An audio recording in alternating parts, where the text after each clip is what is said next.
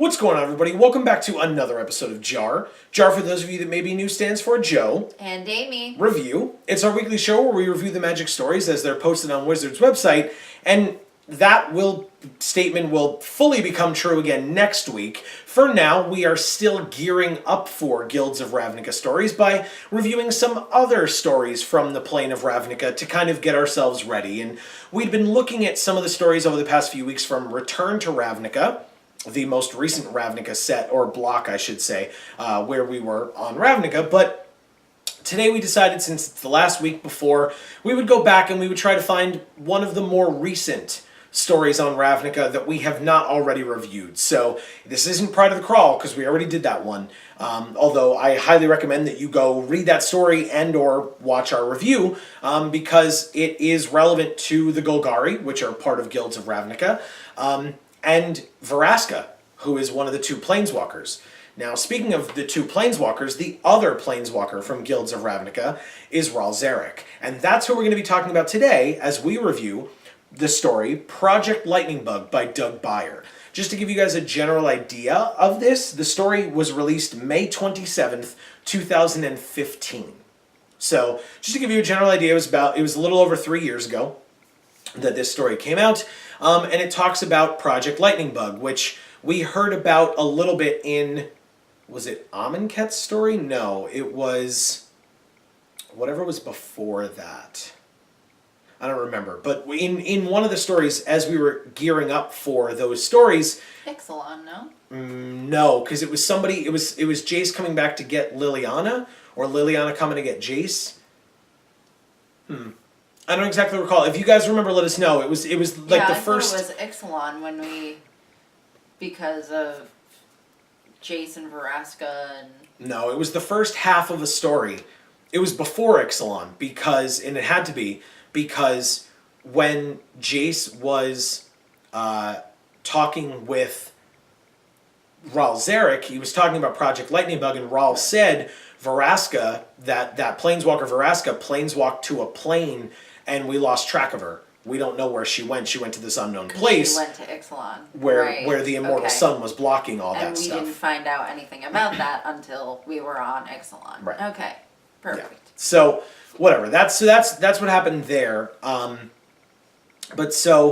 Anyway, so on to this story. My quick review, I mean, these are older ones, right? So it's a little bit harder for us, over the last 2 weeks, we've kind of been struggling with, like, well, do we review them? Like, you guys aren't necessarily going to want to go all the way back and read those stories because they're older. Well, but we can talk about them, and I think maybe, well, it might be a little hard to do that since we're not on Ravnica yet. But we can see if we can sort of figure out the ways in which, or sort of the pieces of information in these stories that we're reading that will kind of translate and help us understand some of the information that we will be reading about. Right, and I made some notations on stuff like that because of some of the cards that I know now are in Guilds of Ravnica, and we'll talk more about that at the end as well. But so, yeah, I mean, in this story you had characters like Ral Zarek, Jace Bellerin, you had Niv Mizzet, and you had at least the mention of Imara Tandris, although Tandris was never used, but Imara was referenced. And that was really it in terms of, I mean, Melik was mentioned, the Izzet Paragon who ran the maze from Dragon's Maze for the Izzet. So he, again, that was mentioned as well, but, excuse me, but, yeah, it was thankfully a more contained group this time, so you didn't have to... While there was jumping back and forth, it was like flashbacks versus present day. Right. And then there was a change in perspective to a mystery man a mystery planeswalker who I'm sure that since then we found out who he was, but maybe not. Maybe Guilds of Ravnica ties that up for us, because I do not recall that information I don't know who he is. No, and that was kind of shown to us at the end, and that was left as like a cliffhanger of, oh, there's a mystery planeswalker who is spying on Ral Zarek and Jace Bellerin and sees them and kind of is making comments or thinking about them in his head and spying on them while they're spying on him or waiting for him. Right. So yeah, there was that like weird dichotomy there, but yeah, I don't know. I think like we can at least still do our quick review, although we're just gonna keep reviewing the story. We will still put the link to the story in the description, Yeah. so if you would like to go read it, please go feel free. But yeah, I mean, my quick review was I thought the story was fine. I think,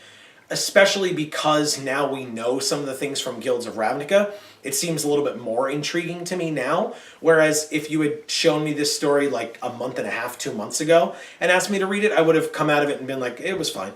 It was a story, Okay. right? It existed. I kind of disagree with that. Okay. I thought it was good. I liked that it was called Project Lightning Bug because it's the exact name, basically, of the one that we had already read, referencing back to this story, referencing back to this project Pretty much, yeah. that they're referencing in this story. You know, so I kind of finally get to let those two puzzle pieces slowly float together.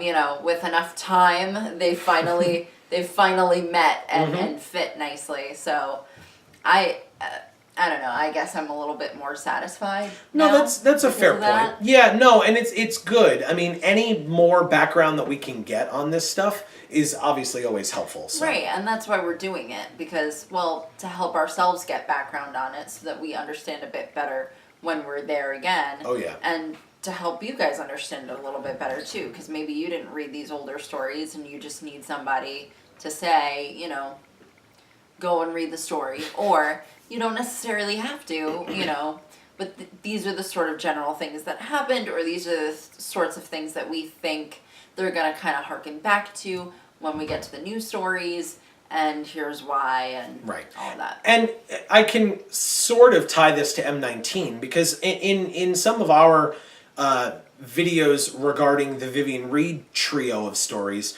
there was some comments, and I apologize that I don't have the commenter's name off the top of my head, but there were some comments, and feel free to go check those videos for those comments to reply to them and join in the conversation. But stating that they weren't really, some people weren't really big fans of the Vivian Reed stories. We enjoyed them for what they were, but some readers pointed out continuity errors or questions or concerns, and one of which was the fact that the Baron, who was the villain of those Vivian Reed stories, just knew about planeswalkers. Right. And like referenced that Vivian Reed was a planeswalker. And that contrast, the reason I bring it up is because it contrasts with this story where Zarek is so protective of the fact that he and even Jace, who he is not a big fan of, that he and Jace are planeswalkers. He doesn't want Niv Mizzet to know that information because Rahl fears that Niv Mizzet would then just take a bunch of planeswalkers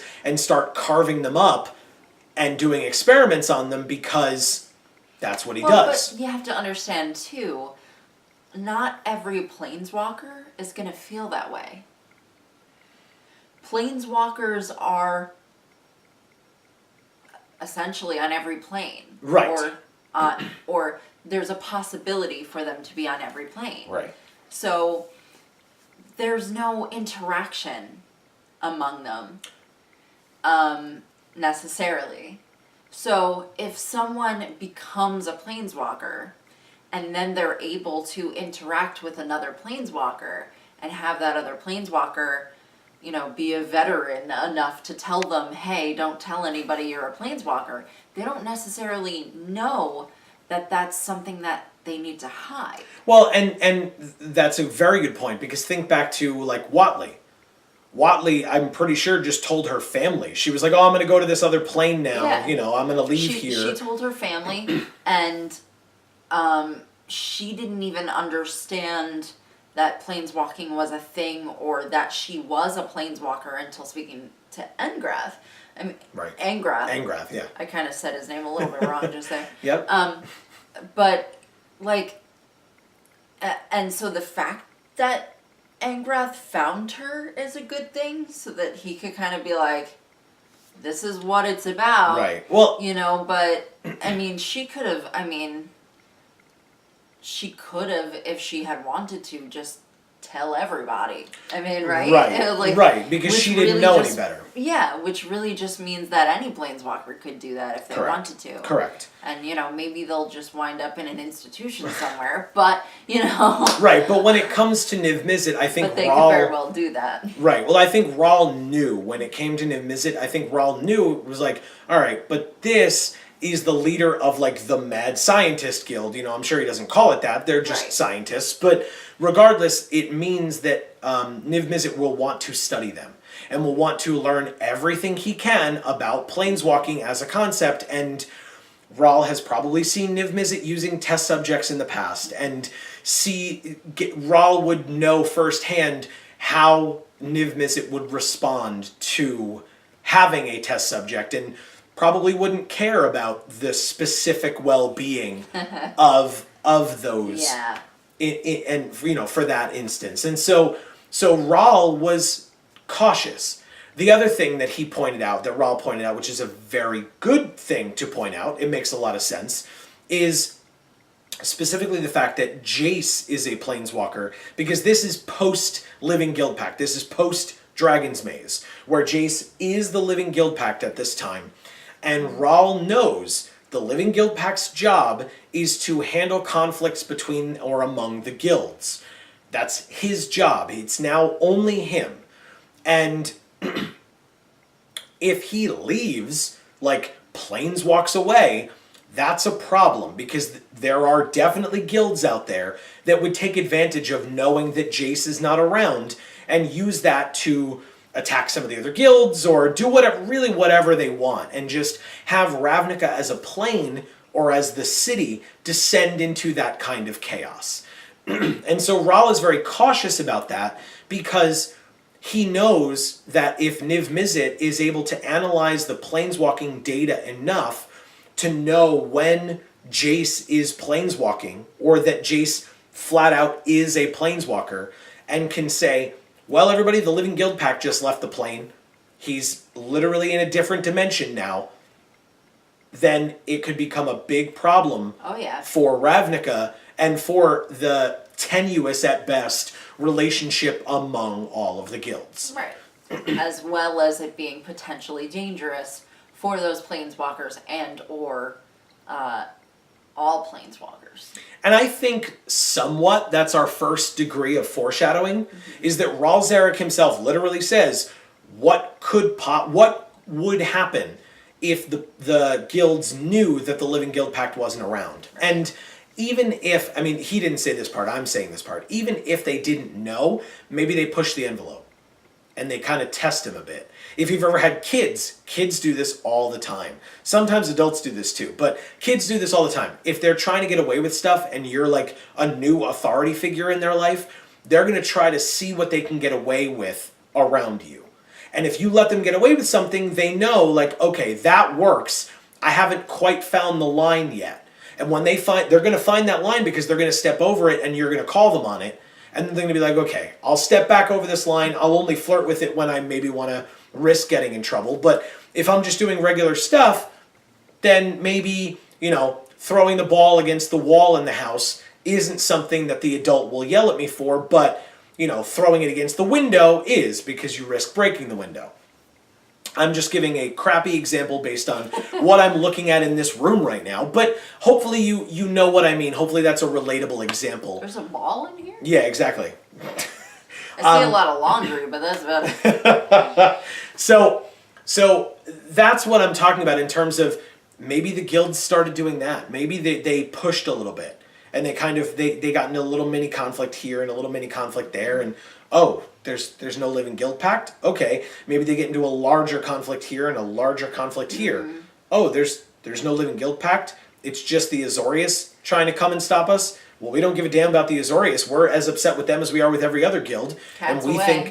think we can take control. So now we're going into Guilds of Ravnica, and we're going to see what's going on with those guilds, because from what we've seen from a lot of the cards, it looks like there's a lot of infighting within the guilds.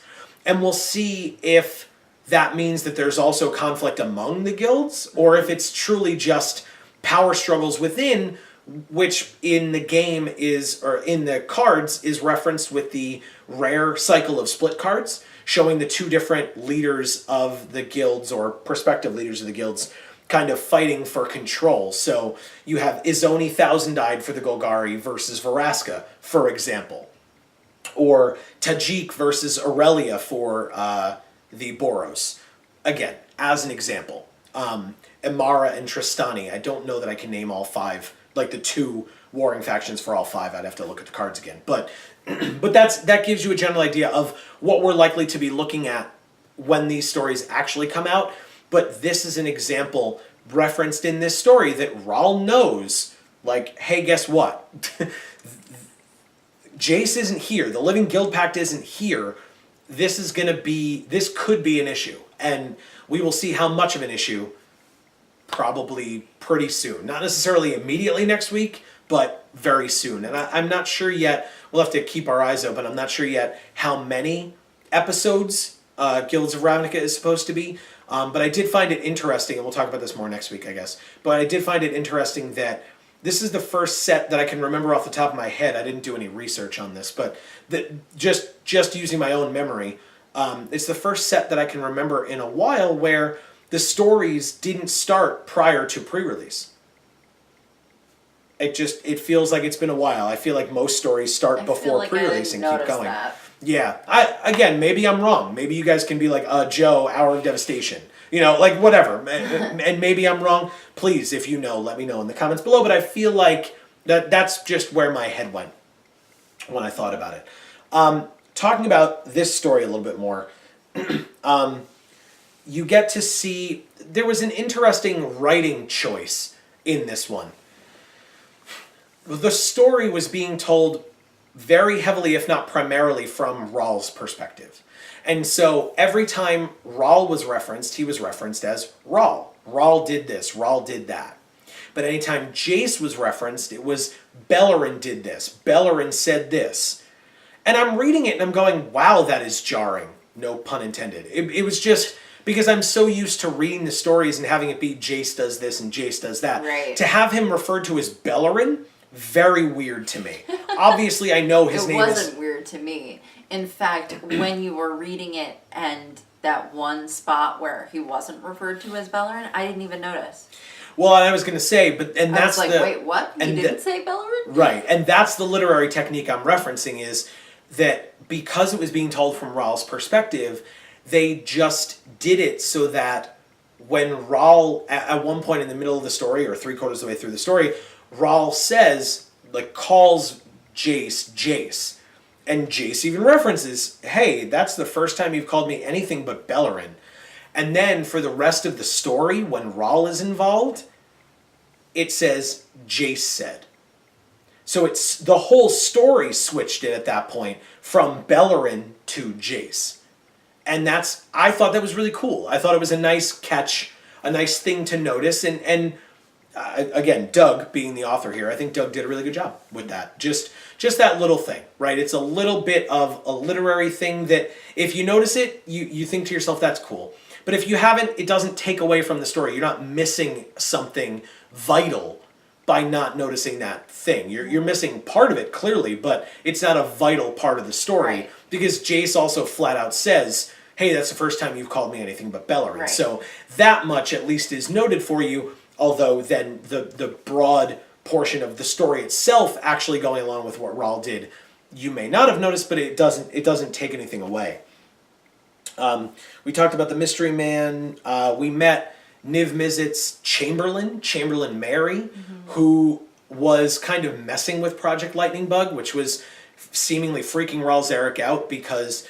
Then Niv Mizzet was gonna, and Chamberlain Mary to a degree, but I think he was more worried about Niv, that Niv Mizzet was going to be getting more information about Planeswalkers, and Rahl even says at one point that Niv Mizzet is frustratingly brilliant, and that means that Niv Mizzet is dangerous because he could find out that secret. Right. That Rahl and also Jace are trying to keep.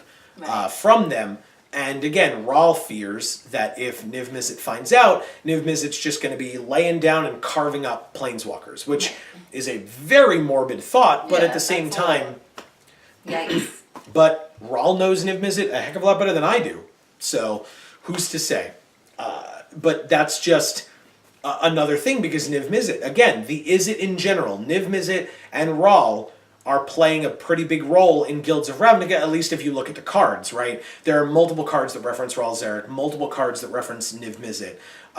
And so, hopefully we will see more of that conflict again, maybe just between the two of them as well. And kind of see where that takes us. Because the cards, some of the flavor text on the cards seem to reference the fact that Rawl has now stepped up to lead the Izzet instead of Niv Mizzet. And the question is why? Right? What happened? And let's find out. You know, because it... Well, yeah, and then he kind of left at the end. Like... What do you mean? At the end? Well, I don't know if it was at the end, but... No, when he... Oh, when they were working on the project together? Yeah. Yeah. That was and like one of the then he just, flashbacks. Like, up and left, and yes. I was like, okay, so Rawl's just kind of running stuff, I guess. Well, Niv Mizzet's just kind of... Yeah, Niv Mizzet was like, fix it. Randomly. Niv Mizzet was like, fix it, and then flew away, Right.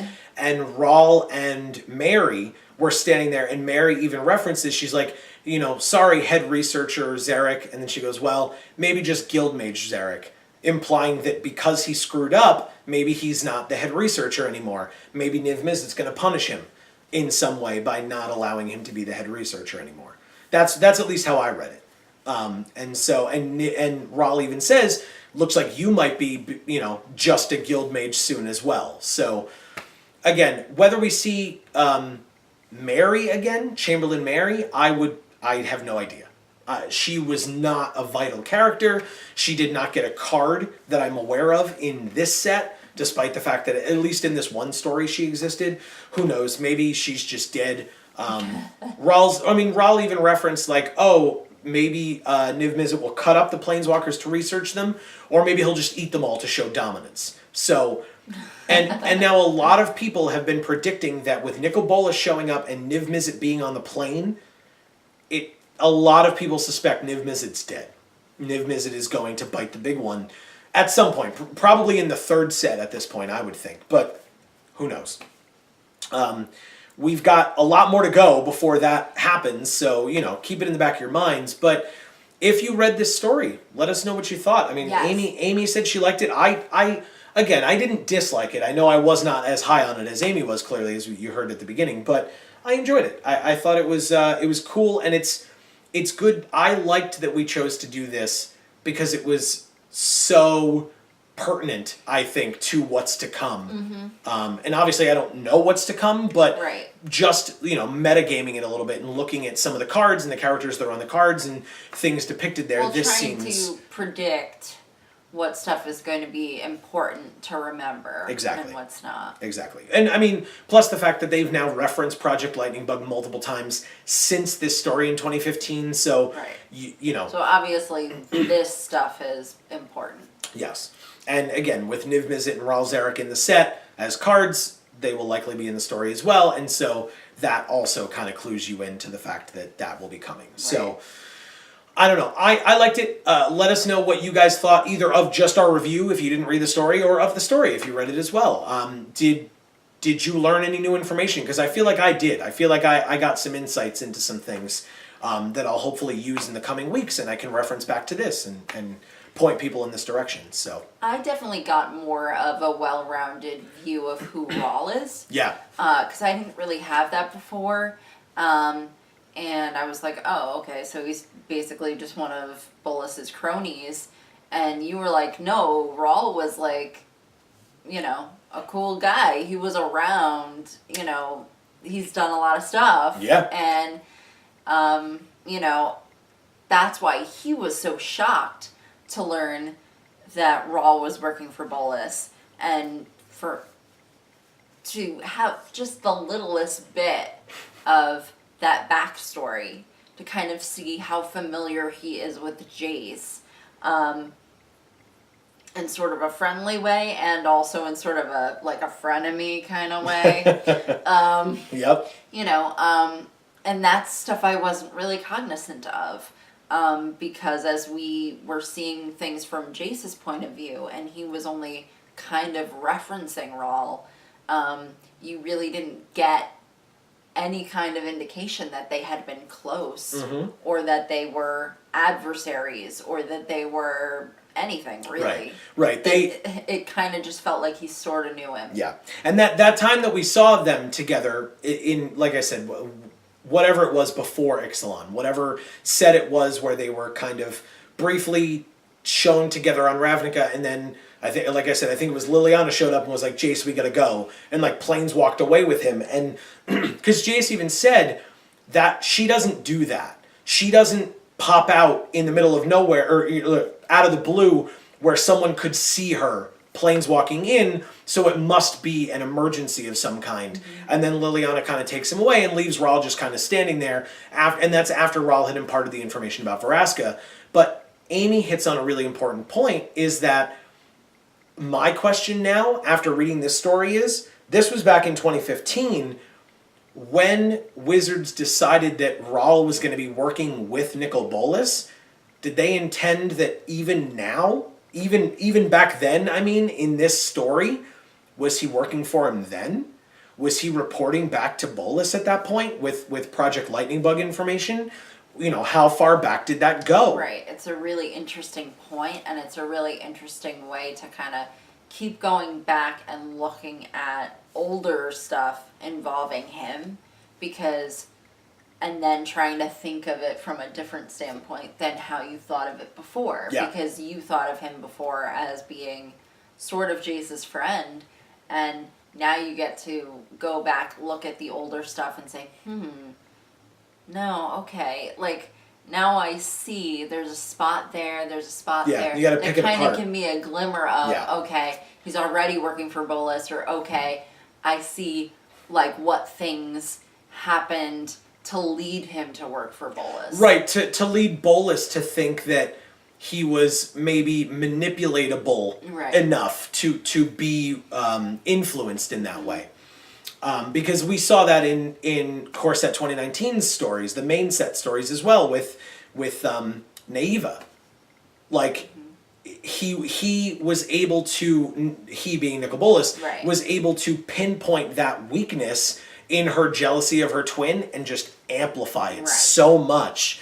And so if Niv Mizzet was, or if Nicol Bolas was able to find that in Rawl Zarek, maybe that's why, or maybe just deep down, Rawl really did want to do all these things. And the other thing, really quickly, that I noticed that I'll point out is they referenced Imara. I mentioned that Imara was mentioned in this story. Imara being, again, in Guilds of Ravnica, one of the two legendary creatures that is vying for control of the Selesnya Guild alongside or against, if you will, Trostani, the Dryads. And Jace references, or Jace and Rawl, as they're talking, reference the fact that Jace and Imara were pretty close. And Jace says to Rawl Zarek, well, you know, you already messed up my chances with Imara, or my relationship with Imara, or whatever. And Rawl kind of like stops, like he had been walking away, and he kind of just stops, and he lets his shoulders down a little bit, and he looks at Jace. And again, that's where the frenemies thing comes in, because Rawl didn't care about Jace in that particular moment. He didn't kind of didn't give a damn. He was just walking away, and Jace says that, and Rawl just goes, I didn't mean for that to happen to you. I didn't mean to break you guys up or to mess up your relationship. So he cares. He cares enough to say that, because if it was somebody who did care and who wanted to do that, they'd be like, yeah, whatever, and just walk away. Rawl legitimately stopped and, like, you know, let himself deflate a little bit in importance and say, basically apologize, right? He didn't exactly, but he did. He apologized for that in his own Rawl Zarek-y way. He apologized. And then Jace made some comment, and Rawl says, oh, she doesn't remember? And Jace kind of gives him a look, which I wrote, is that, are we noticing a pattern? Anybody else? Anybody else noticing a pattern? Has anyone seen, what is it? I always forget the name of that movie. Spotless Mind? Oh, Eternal Sunshine of the Spotless Mind. Eternal Sunshine of the Spotless Mind. With Jim Carrey and Kirsten Dunst and many other people. Yeah, and I feel like... I think it's on Netflix, actually, so if you're interested. Oh, really? I Yeah, think so. it's a really good movie. But, I feel like Jace just kind of goes around erasing the memories of his ex-girlfriends. And then never did it to Liliana for some reason. Well, he probably either needed Liliana, or as we have now learned from the Ixalan stories and the Dominaria stories, he struggled with Liliana, right? It was kind of always, Liliana just kept him on that leash the whole time, and so maybe he always thought that she was still liked him, or that he still had a chance to go back, instead of like, nope, no chance, wipe it away, you know? And then just now at the end here, where he finally did come to that realization on Ixalan, where he's like, she's not worth it, now he can't, because I guess in his mind, he needed her to help with the Nicol Bolas situation. Yeah. And or with the Chain Veil, she might have just been too powerful regardless, and so he didn't want to get into a fight like that, and so who knows. But we will see all of that probably not until the third Ravnica set, because it really does not look like the Gatewatch are playing any part in Guilds of Ravnica, which I don't know that I'm upset by. I'm actually looking forward to seeing what they're going to do with these next 3 sets, with the Ravnica sets. And I mean, I'm super excited, right? This story was really cool. I think it was a good way to get us in the mood for what's to come next week. Help prepare us. Yeah, amp it up. We can amp get it up our a little toes bit. wet. Right. Well, and because to be honest, last week we heard about Boros and Azorius, or no, we heard about Boros and Gruul and Rakdos, it was Selesnya, Gruul and Rakdos. Sorry, but we heard about those 3 guilds, but it was with relatively unknown characters that seemingly were only around for that particular story. And so now to read this story and know, like, oh, it's Zarek and Niv Mizzet, and I can wrap my mind around that. Yeah, there's characters in this that we actually know, and not only do we actually know them, but they're gonna be main characters when we go back to Ravnica. And we know that these things will likely have impact, right? These stories are canon, and so things that happen here, while not every part of it is going to be referenced, at least something will likely still remain. Right, and the things that happened in this story and in any of these older stories will affect what happens later in the timeline. Correct. And hopefully, and I won't get into this any further past this, so if you're new to JaAR, you won't fully get it, but if you're not, you know where I'm coming from. But hopefully, the story team has given the independent writer for the new Guilds of Ravnica stories, hopefully they gave them this one to actually read before they wrote the stories up. Anyway, on that very sarcastic note, I'm going to end this episode of JaAR unless you had anything else. Okay. No. So I want to thank you guys so much for watching. I also want to quickly point out before everybody clicks off the video, we already did. That's fine. Then I'll just talk to you. Hi. We just had pre-release this past weekend. Yes. Hopefully you guys got to go. Hopefully you had a great time. I only got to play in one event, which was a little upsetting. I did go 3-1, so no complaints there. Especially since my deck had 0 rares in it. It's fun when you open a Boros box, you don't play your promo, and then you open 3 Dimir rares and a Golgari rare. You know, it happens. But I ended up playing a Boros deck with no rares or mythics and still went 3-1, so I can't complain about that. I guess Boros is pretty good. Boros definitely is pretty good. And I'll be hopefully going to draft weekend a little bit this weekend. But regardless, the reason I mentioned it is because on the channel, and hopefully they'll be popping up here, we opened one of each guild kit. We opened 5 guild kits in a row in one video, which, spoilers, it's a long one, but if you want to see what those pre-release kits look like, maybe there are some left at your store. I am going to definitely go buy some more if I can. I'm going to be contacting some places and seeing who has what left. And we're going to be doing more openings. And also, of course, we'll be opening the prize packs that he received for that game. There were a whole 3 of them. Wow. But hopefully we will, hopefully I'll get some on draft weekend as well. So who knows? But regardless, once that pops up, feel free to click on that, check it out. We did get some pretty cool stuff, I'm not going to lie. So, yeah, enjoy that, because I definitely did. And like I said, this has been another episode of JaAR here on Geek for All. Thank you guys so much for watching. We've shown it off a bit in the past few weeks, but we're definitely ramping up to continuing to be able to show off our... Hashtag Vorthos Pride. As Guilds of Ravnica fully rolls in starting next week. So, the other thing that you can do to keep abreast of what's going on, if you haven't already, subscribe. That button will appear and cover this thopter up here. So feel free to click on that or tap on that and subscribe to the channel. One, it helps us out a lot, but you'll find out when all of our videos come out by doing so. And thank you for doing it. If you have, if you will, whichever. But hopefully you enjoyed this one. As always, show off your hashtag Vorthos Pride by letting us know in the comments down below what you thought, what you're looking forward to, how'd you do in your pre-release. Any and all things, how was your day in general? Any and all things down in the description box below. You can find, like I said, the link to the story. Leave your thoughts in the comments. Yeah. Leave your comments in the comments. Right. But please do that part.